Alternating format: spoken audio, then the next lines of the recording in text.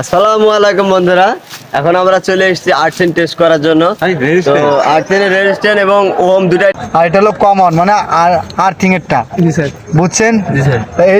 এইটা হচ্ছে একটা স্পাইক হবে এইটা, আর একটা স্পাইক, আর এটা হবে আর্থিং এরটা, কথা বুঝছেন। এই সেই দুইটা স্পাইক পি আর সির জন্য, বুঝছেন। এই দুইটা 15 মিটার পর পর স্থাপন করতে হবে, কিন্তু এখন ডিজিটাল মিটারে মাপ দিয়ে তারই বানানো আছে। পেন খোলেন, এই দুটোও খোলেন। এই লালটা হলো কি,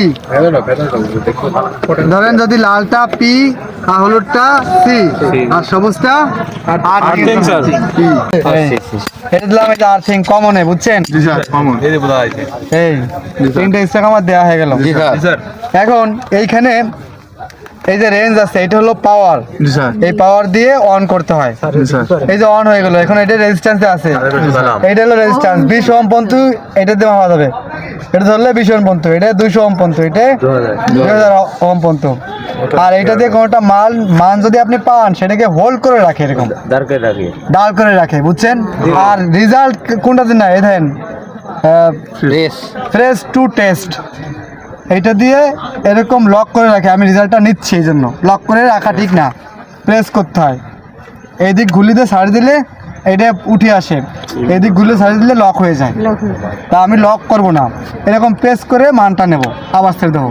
প্রেস করলে আপনি হচ্ছে রেজাল্টটা পাইবেন, মানে 1.00 আর কি, 0.1 ওহম রেজিস্ট্যান্স দেখাচ্ছে। এখন 0 রেজিস্ট্যান্স দেখছেন, ক্লিয়ার 0 দেখাচ্ছে। এখন আমরা এই দুইটা স্পাইক পোতেন, মাশাআল্লাহ, আই হাই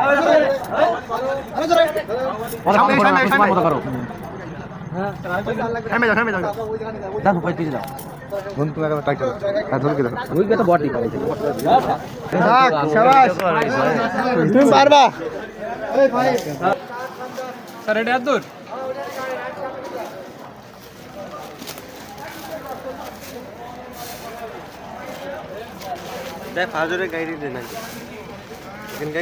আরে না, এটা দূরে যাবে।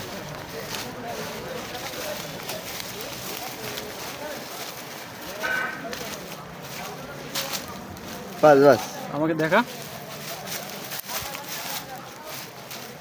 মুখ দেখা, টাকা একটু।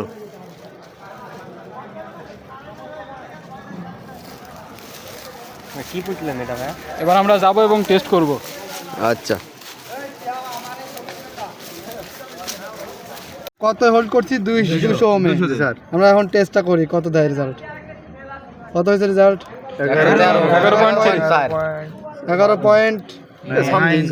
11.6 বা 2 12, 11.8 হোল্ড করে দেন স্যার। হোল্ড আমরা এটা কি গ্রহণযোগ্য মান? না স্যার, 5 ওহম নিচে। এবার আমরা একটু সরাই করি আরেক জায়গা।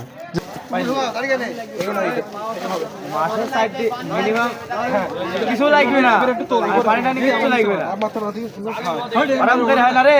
উপরে তোল, উপরে তোল, আর মার মার, তোল মার, আবার তোল, আবার তোল, আবার তোল, যা বুঝতে ভালো লাগছে। হ্যাঁ আর ওর জোরে পাওয়ার দেওয়া আছে নাকি? আমরা এখন টেস্টটা প্রেস করব। 13.7 দেখছেন, 13.7 রেজিস্ট্যান্স বাড়ে গেছে না?